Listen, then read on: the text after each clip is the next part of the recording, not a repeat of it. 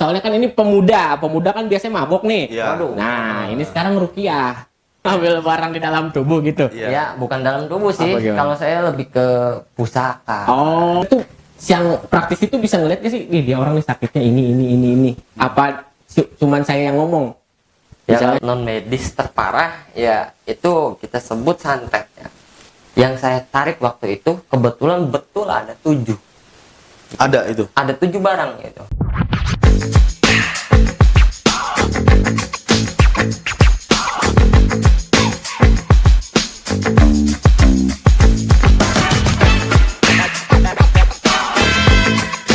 Halo, sekarang everybody welcome Pring. Balik lagi ke YouTube channel kita Dream Dead Channel dalam konten Dreamcast. Jadi di samping kita ini Iya. ada pemuda Oke. yang apa yang praktisi apa sebutnya praktisi ruqyah ya? Ruqyah. Anjing. Boleh kita perkenalkan dulu? Perkenalkan. Oke, terima kasih. Bismillah. Perkenalkan, nama saya Muhammad Arif Diningrat. Alhamdulillah, saya sebagai praktisi ruqyah atau pengobatan berjenis medis ataupun non medis, dan juga kebetulan mendapat panggilan dari podcast apa namanya? Dream Dead Channel. Dream League Channel. Iya. Jadi udah berapa lama praktisi ruqyah ini, Pak? Oh, selama saya ini ya alhamdulillah juga mungkin dari pertama saya nyoba itu ya, dari awal mungkin ya. Boleh. Dari akar dulu Dari gitu belajar dulu belajar. Nah, Ya, dari kenapa sih? belajar. Soalnya kan ini pemuda kan biasanya mabok nih. Iya. Waduh. Nah, ini sekarang ruqyah. Betul. Iya kan ya. Jalurnya beda nih dengan saya dan teman saya. Dan kameramen saya. Iya.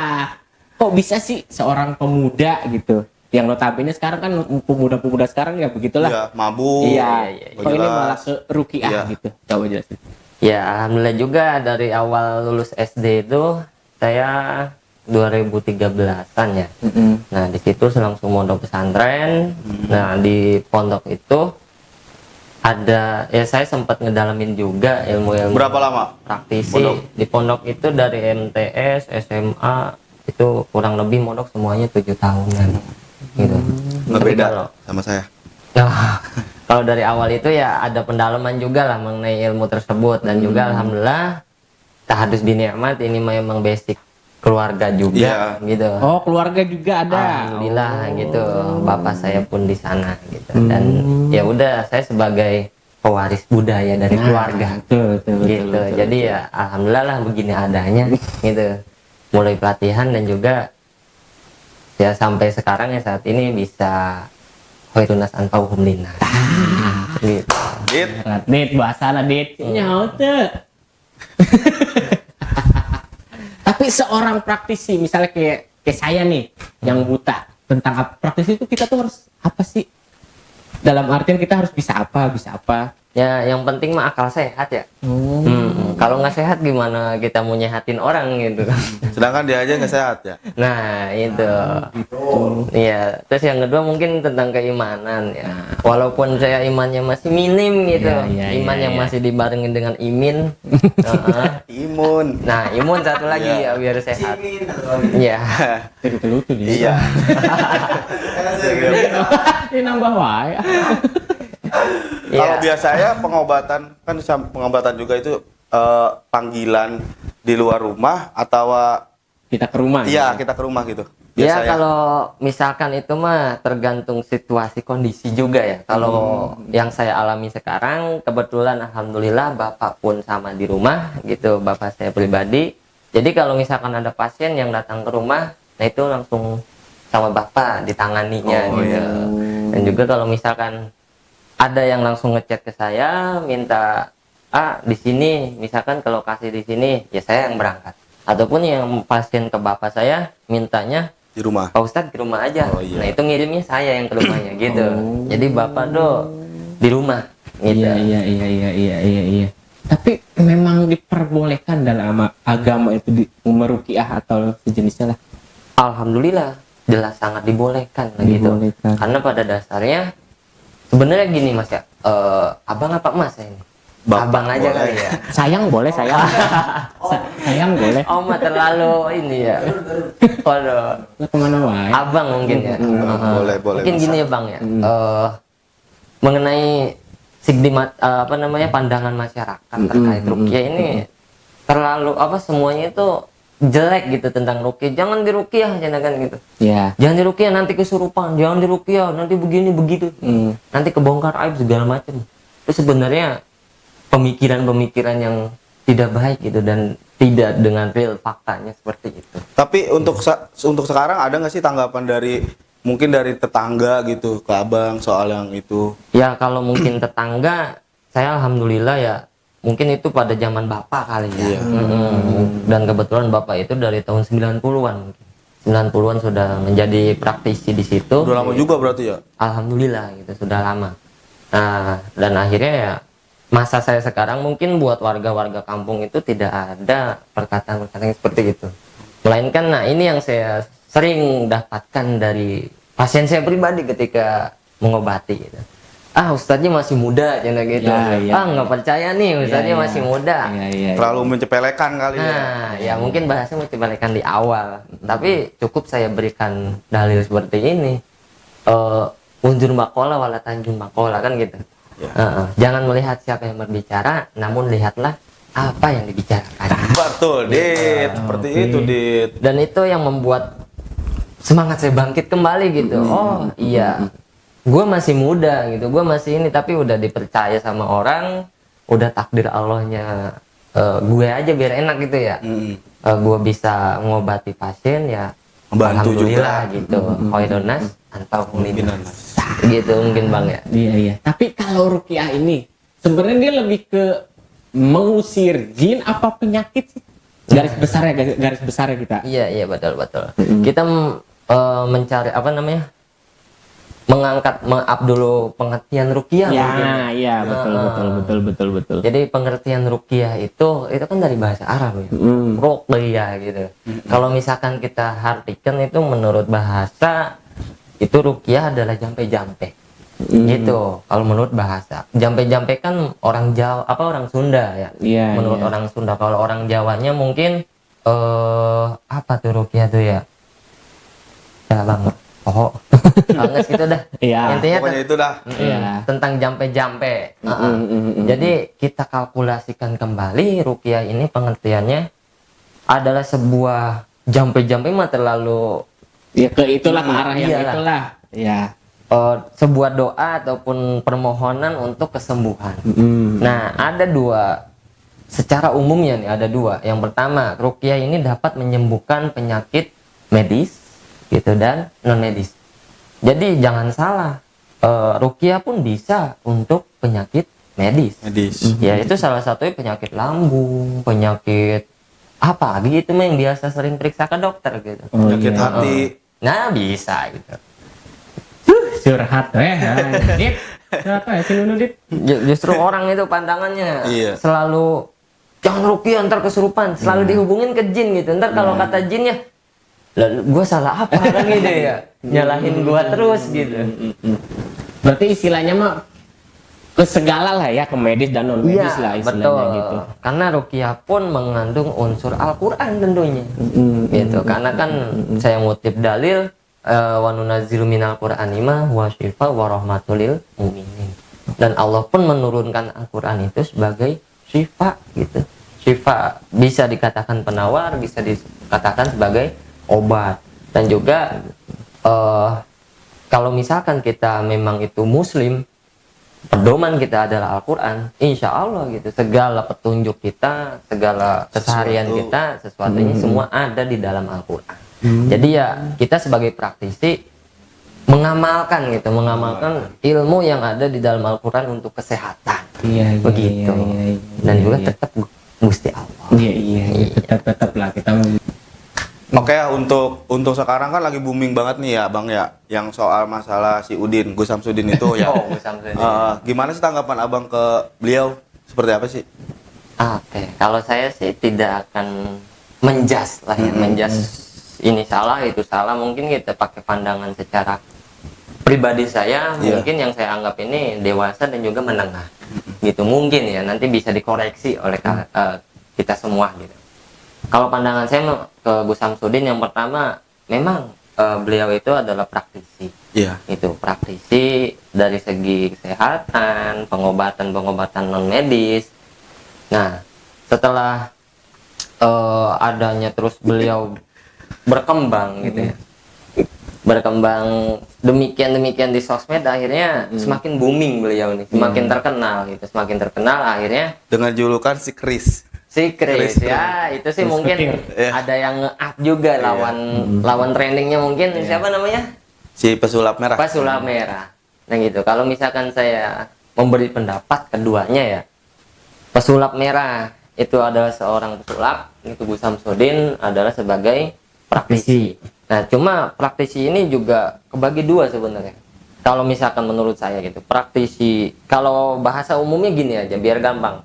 Ada praktisi baik gitu, ada praktisi jahat gitu kan. Dalam artian ada ustadz, ada dukun, nah gitu. Ada ilmu putih dan ilmu hitam.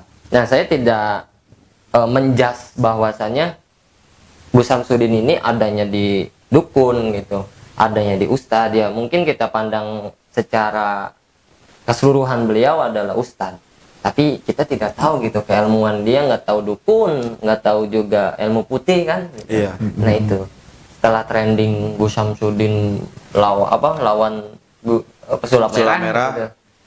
Jadi ya kalau pesulap merah ini mengandalkan trik sih sebenarnya, gitu, mengandalkan trik. Cuma Gus Samsudin kan belum tahu ya yang namanya keilmuan gitu, nggak tahu itu ilmu trik, nggak tahu itu ilmu hikmah. Kan pada dasarnya ilmu hikmah ini memang tidak kehalti oleh akal gitu. Yang saya pelajari pun begitu gitu. Yang saya pelajari ya, awalnya saya juga bingung ketika saya belajar ilmu hikmah, kok luar biasa gitu.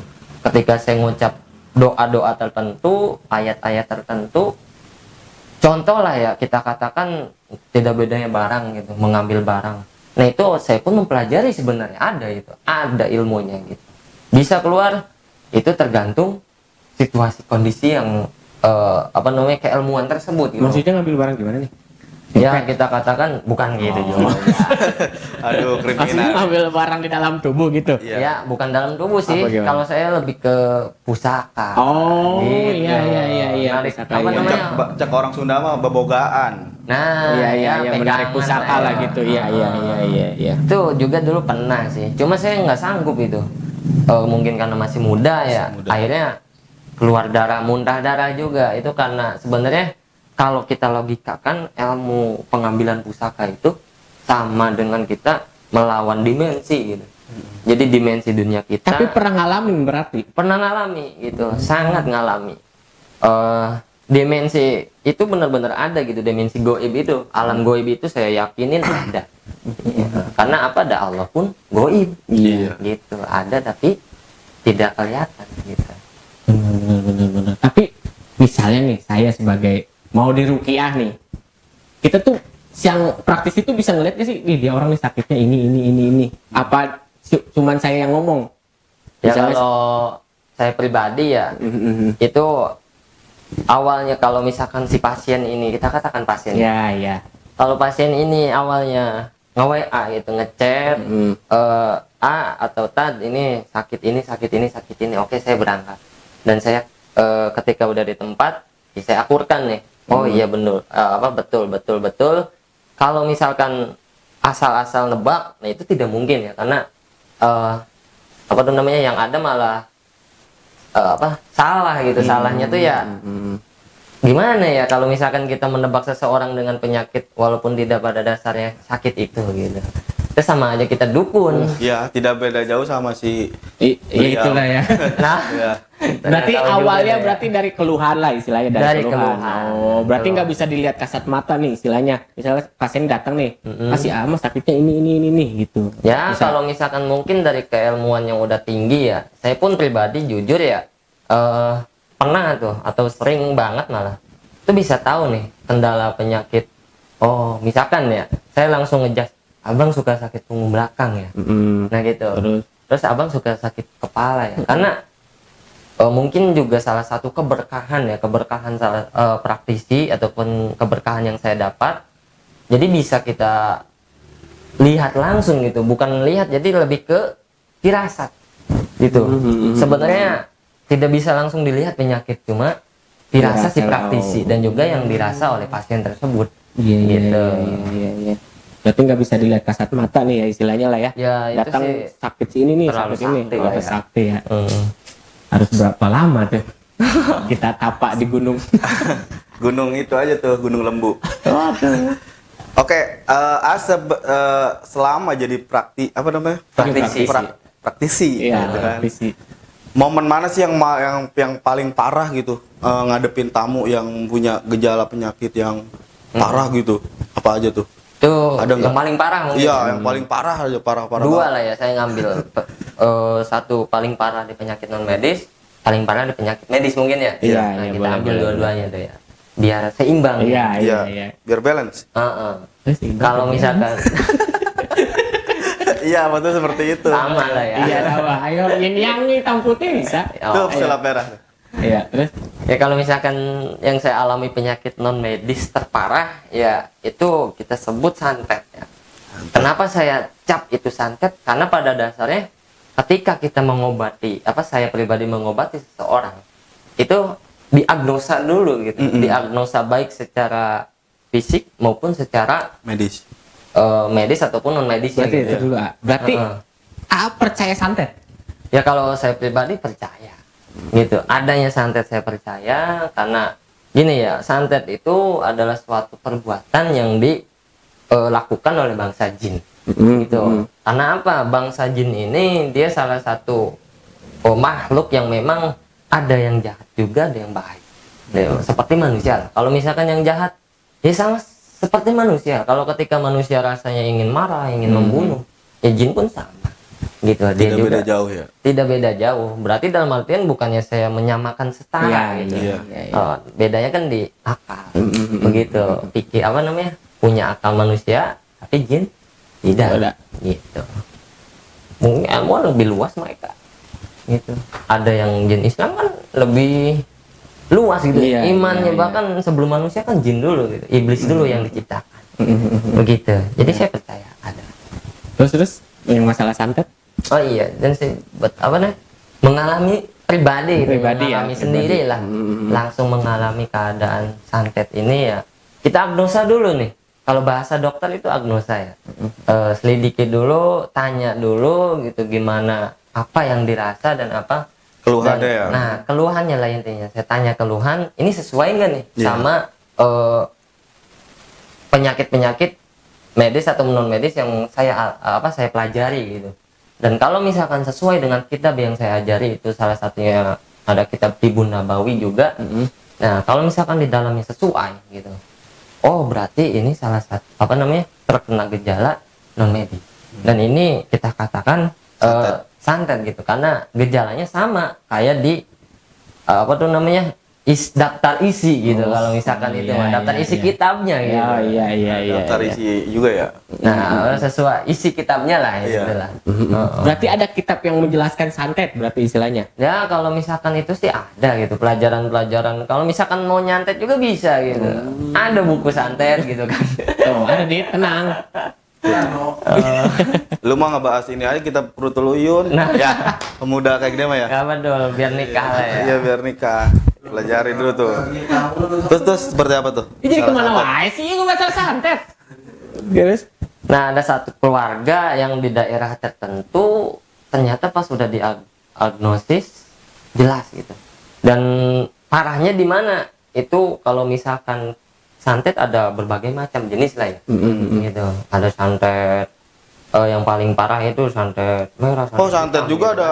Kalau ini ada level lah gitu Ada ya. tingkatan. Oh. Gitu, masing-masing tingkatannya.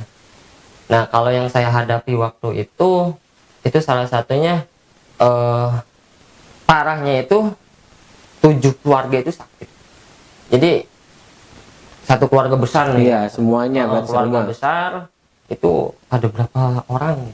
Nah, yang sakit itu ada 7 orang. Kebetulan waktu itu ada 7 orang. Semuanya beda-beda gejalanya. Oh, beda-beda. Beda-beda gejalanya. Ada yang sakit kaki, ada yang kepala gitu. Dan juga nggak ke hati gitu ketika dia berobat ke dokter, nggak ada hasilnya. Akhirnya manggil saya. Nah di situ yang parahnya gimana? Di dalam yang tadi saya katakan penarikan barang itu ya. Nah penarikan barang di situ itu di keilmuan ruqyah saya itu dinamakan dengan buhul. Gitu. Buhul itu adalah suatu benda, suatu bentuk kiriman dukun yang memang dikirim secara goib untuk keluarga tertentu, untuk targetnya gitu. Baik itu berupa, pernah nggak dengar tanah kuburan mungkin ya? Iya. Nah ya itu Itu kan ada juga yang keluar paku gitu kan, nah keluar itu pacul. buhul. Uset pacul.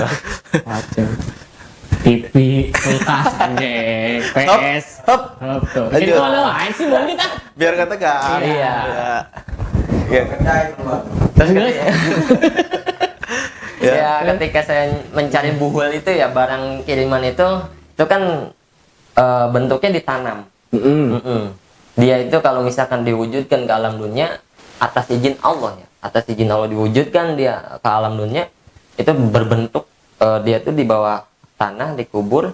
Yang saya tarik waktu itu kebetulan betul ada 7. Ada itu. Ada 7 barang gitu.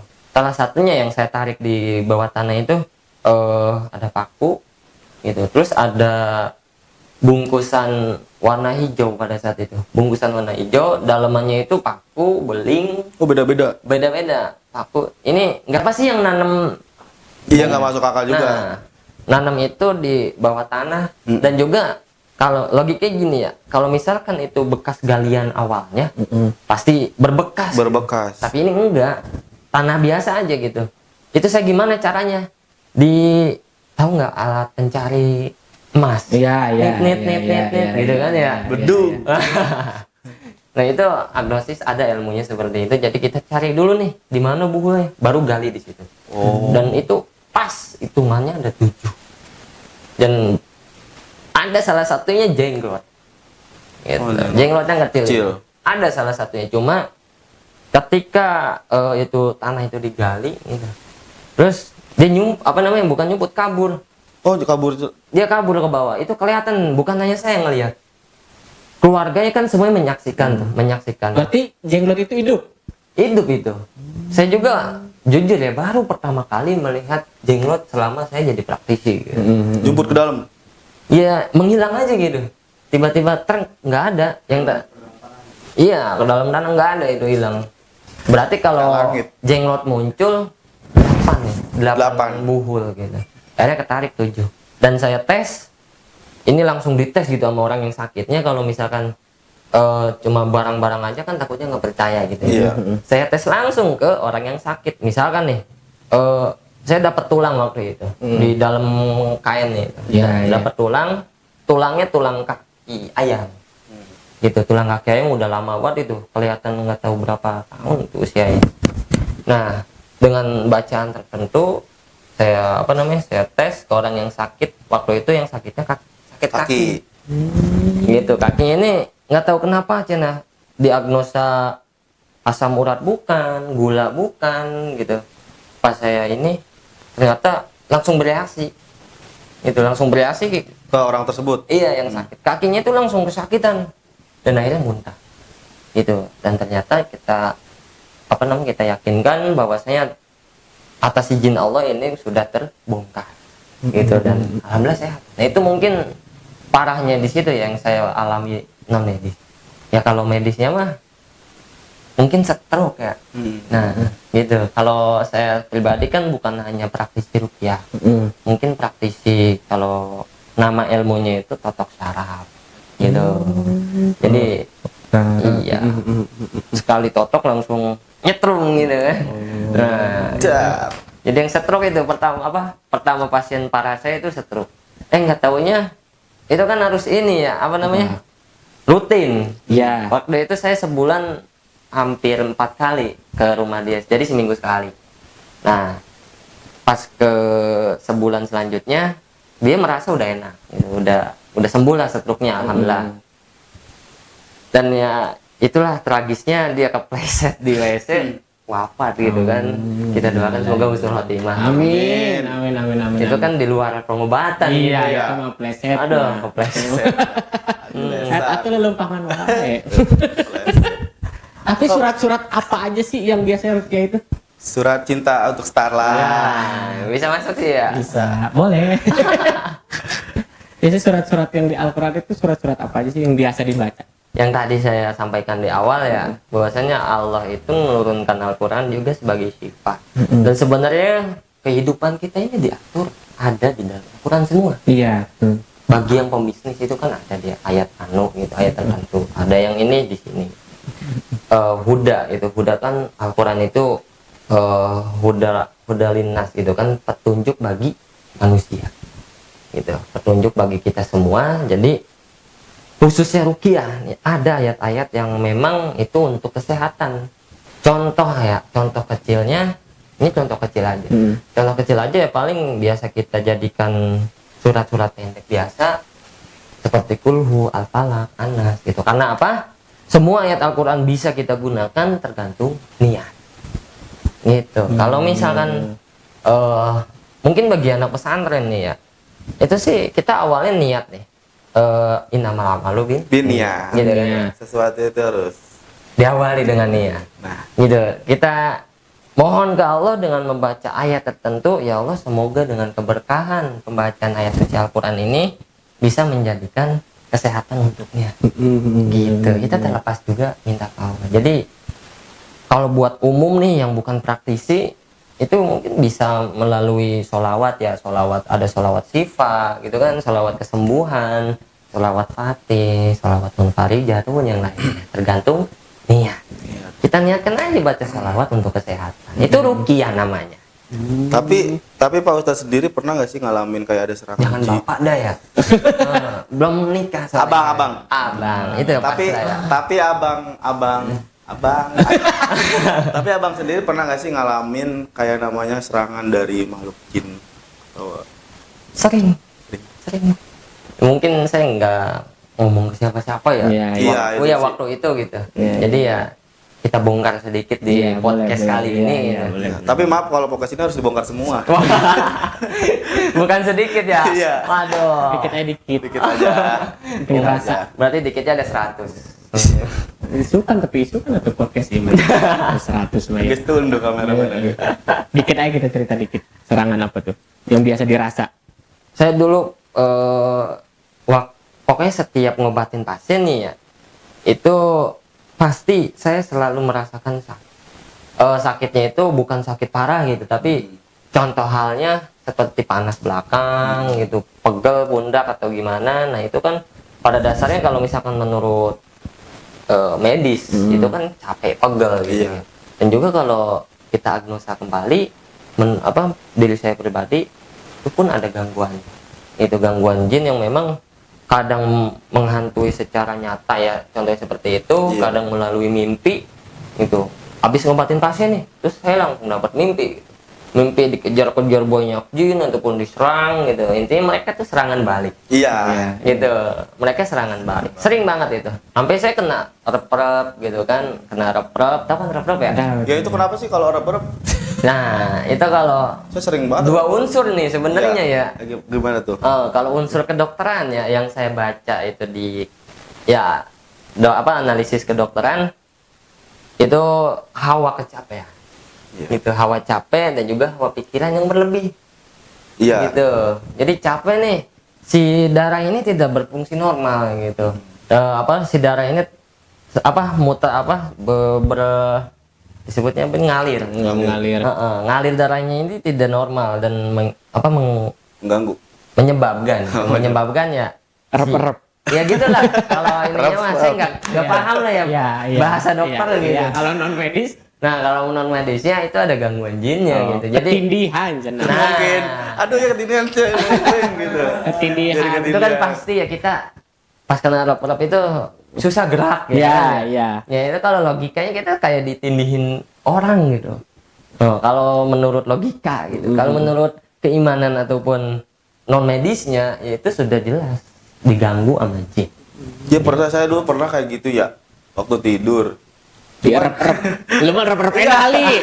Tiba-tiba anjir. Dirap-rap bang, dirap-rap ya. Tapi saya bacaan, tapi nggak sadar tuh gitu kayak susah banget. Susah banget. Iya benar. Tapi pas ketika azan subuh berkumandang tuh, alhamdulillah normal, normal aja. Apa disuruh sholat Mungkin mereka nyuruh sholat. Alhamdulillah. Ngeganggunya udahan. Tapi gitu. biasanya rukiah itu berapa lama sih yang abang jalanin?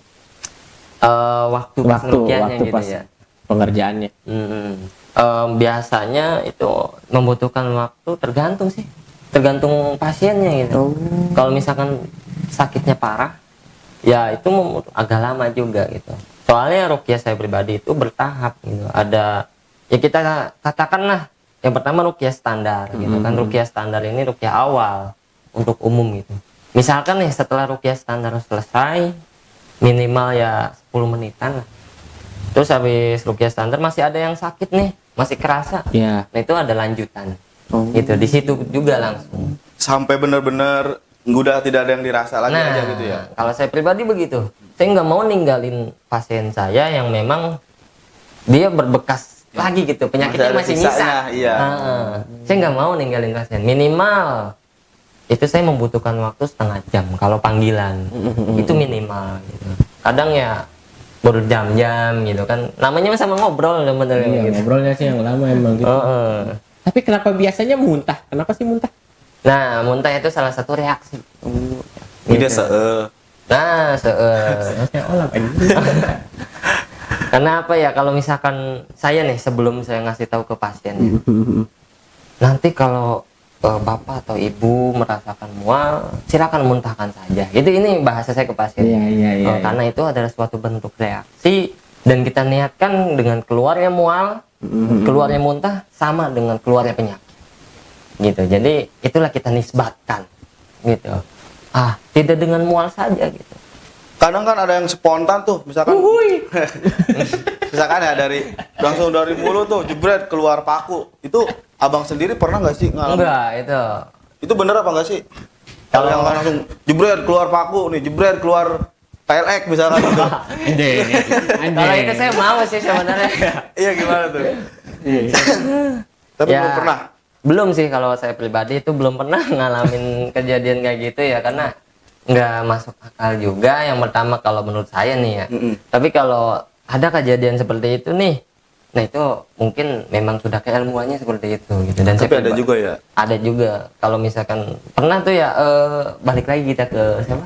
Ke Samsudin. Gus Samsudin ya. Si Chris. Pernah saya yang nonton kontennya itu ya, aduh ampura ini Gus. Nah, pernah nonton kontennya itu ada apa tuh disebutnya? Apa? Yang ada paku di dalam tuh. Oh Scan. ini. Di scan, Hasil ya, scan, ya, ya. di rongsen. Nah, rongsen hasil rongsennya gitu. Itu ada paku, ada ini.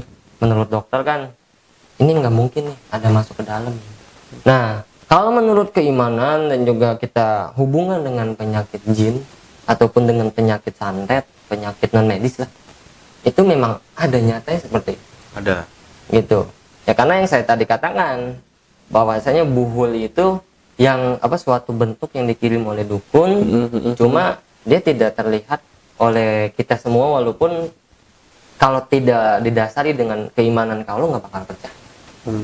Jadi ya dengan menangani kasus yang berbalik ke diri kita pribadi sih. Kalau kita menangani dengan menyikapinya dengan akal, logika, ya kita pasti membenarkan pesulap merah gitu. Karena itu memakai trik, dan trik ini adalah logika, pikiran gitu.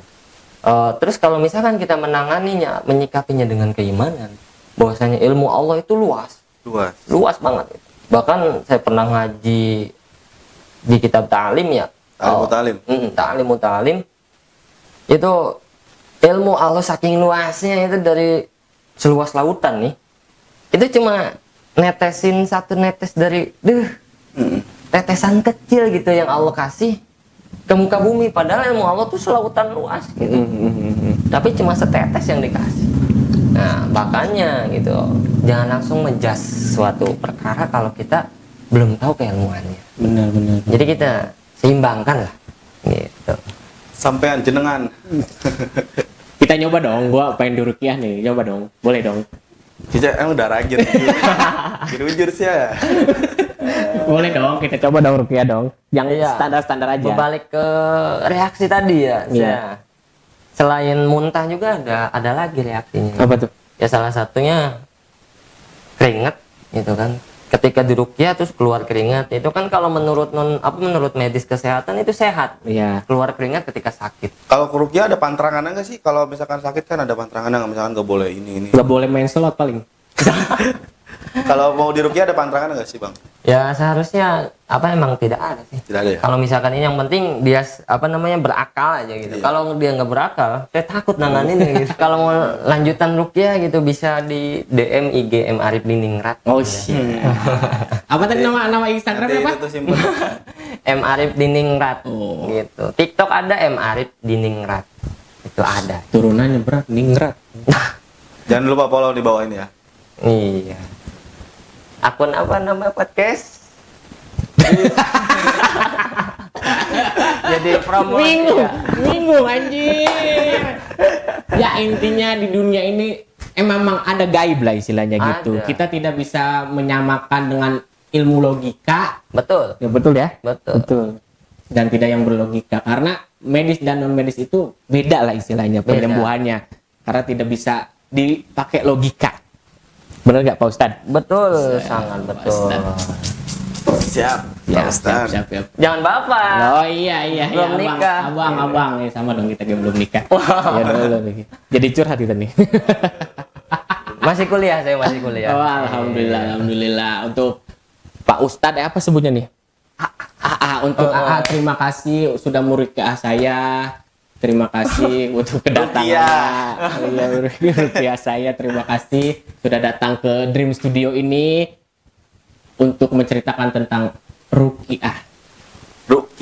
Ruqyah itu Atau mau ada pesan-pesan? Kalau diobrolin lagi mah lama ya, iya, lama. Ada kata-kata terakhir, Iya. anjir, kata-kata terakhir sih. Kata-kata terakhir. Bahaya. Ada wejangan dari Abang Ustadz ini. mungkin wa idza maritu fahuwa yasfin. Itu ketika kalian sakit maka berobat ataupun yakinlah bahwa aku yang akan menyembuhkan itu. Nah, ada kata-kata terakhir kayak mau kemana aja. Udah kayak mau Wejangan dari Wejangan, Pak Ustadz wejangan. muda ini ya, buat yang di luaran sana lah. iya. Yang masih ini. Mungkin kalau misalkan buat pemuda gitu apa gimana? Ya boleh, pemuda boleh. Ya. pemuda. Bapak-bapak boleh. Dua ada ya? Iya, Buat iya. pemuda mau buat ruqyah deh ya? Iya.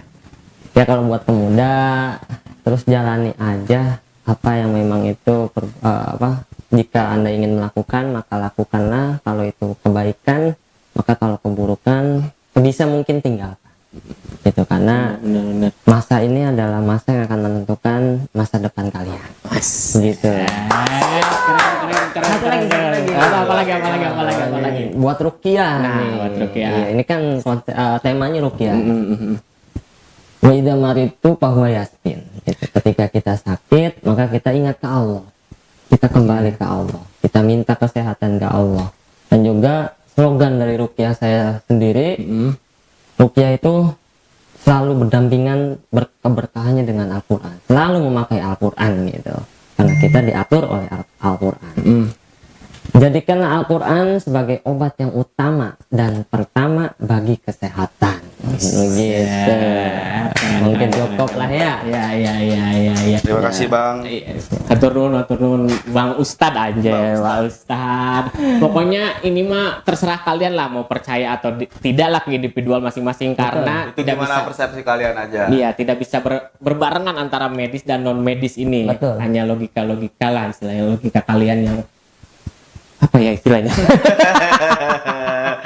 Itu kesimpulan untuk kalian lah mau diterima atau tidak karena semua penyakit itu turunnya dari Gusti Allah Subhanahu wa taala dan kita minta diangkat kembali penyakitnya ya ke Gusti Allah juga Ruqyah gitu. itu media. Hanya media perantara. Perantara. Iya, intinya tetap mintanya ke Gusti Allah Subhanahu wa taala ya. Anjay. Ya. Mendadak Islami. Thank you untuk semuanya. Thank you Cikarang everybody. Thank you sudah menonton. Thank you selalu support kita. Thank you. God bless you.